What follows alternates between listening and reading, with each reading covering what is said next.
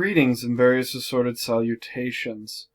What I'm going to be doing here for you today is going over the basics of some of the tools, camera tools that are built into your school computer. Right off the bat, you may notice this difference in the sound of my voice from most of my videos, and that is because I'm only using the school computer and that I was issued at the beginning of the year. So this is your teacher tool that's already built in. One of the first tools you have is you have a built-in web camera. So if you want to do some sort of video notes where it's just you on the screen, you can do that. Let me show you how to get to it.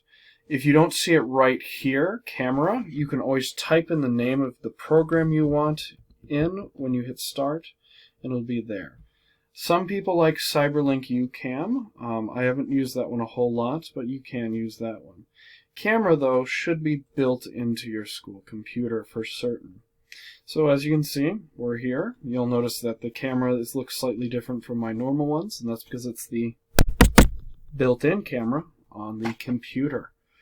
To just go over some of the basic functionality of how this works, you have two modes in this. There is photo mode, which takes pictures. It's a camera. And then there's video mode, which video mode, quite arguably, is going to be far more useful for most people, I would assume. There are things like settings, but you don't need to worry about those for the most part. Microsoft tries to set things as streamlined as possible for your use. Oops, I accidentally closed the program. That's okay. But here we are. So, let's go over how to record. As you can see, it's on the camera mode. And when you hover over it, it says take video. So, obviously, when you click on it, it starts recording. Now you notice that there's a slight pause, and that's because when this timer starts, that's how long your video is. There are some limitations to how long your videos can be. To my knowledge, with this program, Microsoft Camera, built into the computer, the only limit is the size of your hard drive. Though if you're making videos that long, your students aren't going to have time to watch all of that. Anyways, I'm going to try and get 30 seconds of footage and then show you where it goes and how to use it further. So this is the stop button. There's also the pause button if you wish to pause, get up, do something, or you need to pause for whatever reason. But for now, let's use the stop feature. Now, what you notice is there's a little flicker down here, and that is where you can access the last video you made. And it goes into a folder called Camera Roll, unless you have changed that feature.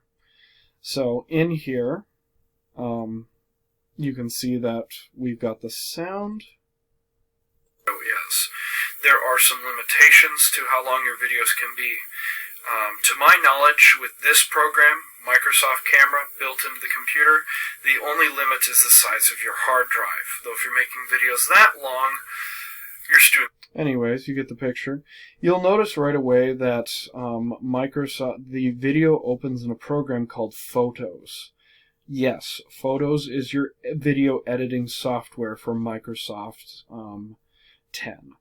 If you're wondering if you're used to the old school program, Windows Media Maker, that program has been phased out, and this is the program where you can make edits and changes to your material. The basic controls are here. You can trim it, so often when I make videos, I actually wait like 5 seconds before I start speaking to make sure the microphone catches me. You can add other goofy features, but I would recommend that if you're crunched for time, you focus on making your videos as simple as possible. But the idea of these videos is if you're one of those people who likes face-to-face talking.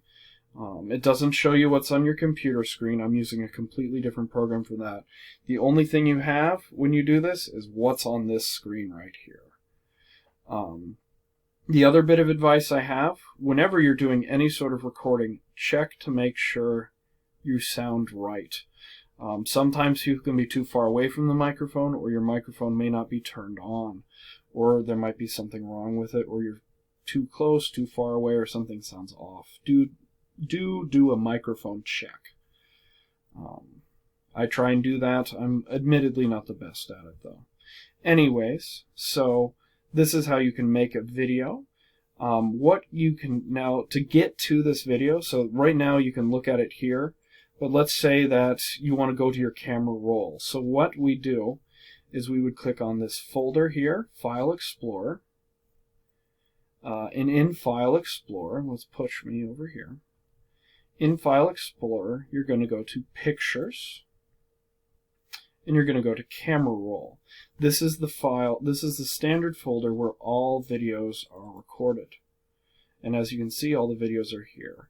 You may find it helps to rename the videos, which you can do that through right-clicking. So, right-click, and click Rename.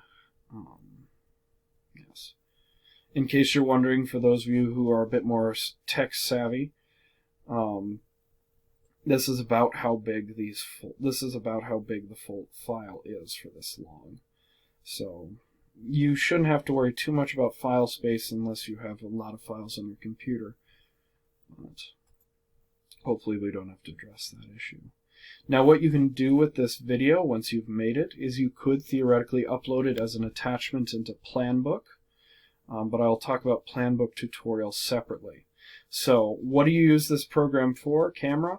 You use it for recording your face in video. That's all it can do. You can't get what's on your computer screen, only what's on the camera and behind you. Obviously the background, which you can see.